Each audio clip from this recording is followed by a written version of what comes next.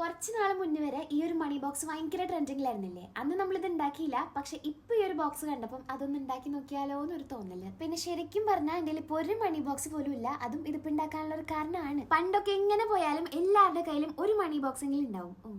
ഞാനെന്താ മണി ബോക്സ് എന്ന് പറയുന്നത്? കുടുക്ക. നമ്മളുടെ അവിടെ കുടുക്ക എന്നാണ് പറയാ. അപ്പൊ ഈ കുടുക്ക എന്ന് പറയുന്ന സംഭവത്തിന്റെ ഏതെങ്കിലും ഒരു വേർഷൻ എല്ലാവരുടെ കയ്യിൽ ഉണ്ടായിരുന്നിരിക്കുന്നതാണ് എന്റെ ഒരു തോന്നല്. അതിൽ എന്റെ ഓർമ്മയിൽ ഇപ്പൊ ഉള്ള കുറച്ച് ഐറ്റംസ് ആണ് ഈ കാണുന്നതൊക്കെ. പിന്നെ ഇതൊക്കെ ഉണ്ടായിരുന്ന ഒട്ടുമിക്ക ആൾക്കാർക്കും പറയാനാണെങ്കിൽ കുറെ മെമ്മറീസ് ഉണ്ടാവും. പിന്നെ ഇതൊന്നല്ലാണ്ട് വേറൊരു മെയിൻ ഐറ്റം ഉണ്ട്, മൺകുടുക്ക. അതിലാണ് എന്റെ വലിയൊരു മെമ്മറി തന്നെ ഇരിക്കുന്നത്. അത്ര വലുതൊന്നല്ല, എന്നാലും എനിക്ക് ഭയങ്കര വലുതായിരുന്നു. എനിക്ക് ഈ റോയൽ എൻഫീൽഡിനോട് പണ്ട് ഭയങ്കരമായിട്ടുള്ളൊരു പ്രാന്തുണ്ടായിരുന്നു. ചെറുതൊന്നല്ല, എൻഫീൽഡിന്റെ സൗണ്ട് ഹാർട്ട് ബീറ്റ് പോലെയാന്ന് വരെ ഞാൻ പറഞ്ഞുകൊണ്ട് നടക്കുകയായിരുന്നു. അതും പോരാണ്ട് റോട്ടിലൂടെ പോകുന്ന ഒരു എൻഫീൽഡ് ഞാൻ നോക്കാണ്ട് പോലില്ല. പിന്നെ ഷോറൂമിന്റെ കാര്യം പറയേ വേണ്ട. കണ്ടു കഴിഞ്ഞാൽ പിന്നെ അമ്മനെ വിളിച്ചത് കാണിച്ചു കൊടുക്കാൻ എനിക്ക് ഒരു സമാധാനം കിട്ടലില്ല.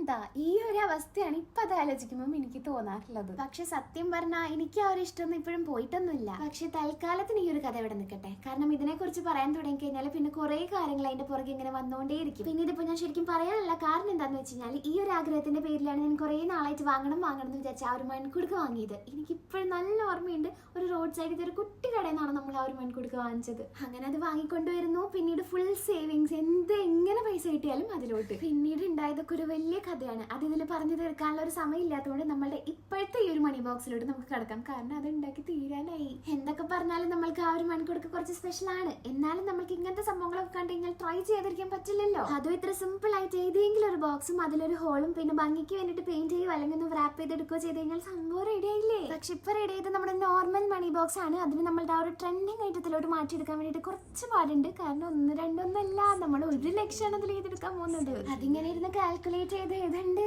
80. Thank you.